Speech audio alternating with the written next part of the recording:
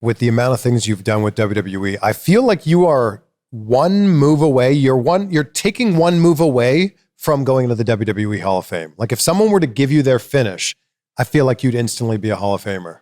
Oh man, thank you. I still think there's a lot more that I'd like to do, but who knows what that finish would be? Yeah, well, which one would you like it to be? I don't know. You know what I really liked was when WrestleMania was here in LA, and Shane McMahon busted his legs or whatever he did, and then Snoop just stepped in and did the people's elbow and like wow, he was so quick and in the moment. I felt like something like that would have been really cool. I feel like you'd take a great stunner. I think I would. Yeah, that'd be good. I think I would. And I'll tell you a fun story. I've worked with Steve a few times. He's super, super nice. No nonsense. No nonsense. If you're going to have a conversation with him, make sure you have something to say. He doesn't want to waste time or mince words. So we're hanging out, and I would get drunk on the road. I'd drink and I'd text him. And of all the people to drunk text, I remember drunk texting him talking about, man, I think we can get CM Punk to come back and the two of you. And I started trying to write out a thing for him. And he's like, look, man, I got to go to bed. I'm like, and the next day I'm like, oh my God, I can't believe I said. Is this before Punk had returned? Yes. Oh, this was years ago. And I'm over there sending Stone Cold these drunk text messages.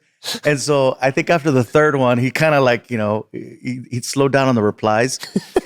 When I did Dodger Stadium, I hit him up and I said, hey, man, I think it would be cool if after I did my show, you were to come out at the end and drop a stunner on me, because WWE had just given me a belt. They gave me a belt to say congratulations on selling out Dodger Stadium. Yeah. They put my logo in the plates, and I said, that'd be great, man, if I come out and like I'm like the comedy champion, and then you come out and you hit me with a stunner, and then you drink some beers and your music, and it'll be you ending the night. And he didn't reply on that one. I'm like, okay, I guess that was a stupid idea. But I would have taken it. He's my favorite wrestler of all time, and I think that's one of those. I would have geeked out. What's your favorite Stone Cold match of all time? Got so many good ones. I mean, of course, the one with Bret Hart where he's just bleeding, where he became Stone Cold after that. I think I've watched too many matches where everything blends in, and I'm always replaying the King of the Ring when he first cut that promo. Yeah.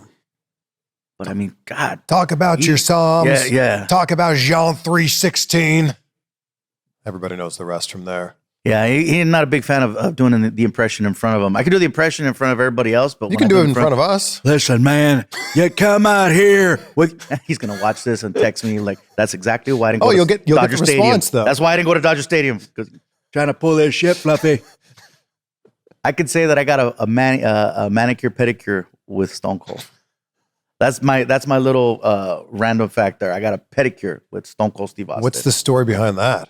He asked me to be on his show. He had a show on the USA Network called something with Steve Austin. Well, that's Stone Cold Takes America, that one? And he had two versions. Yeah. But it came on right after Raw. Yeah. And so he asked me to be on it. And we were racing Camaros because I had just got a Camaro, and I sent him a message.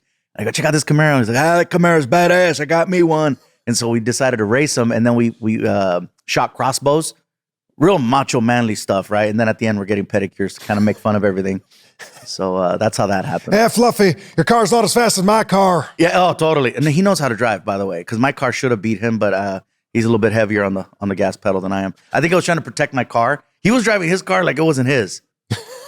And I'm like, I got to drive this later. I came in this car, I was like, I got to leave in it. Yeah, I arrived in this. It needs to be good enough for me to be able to drive out of here.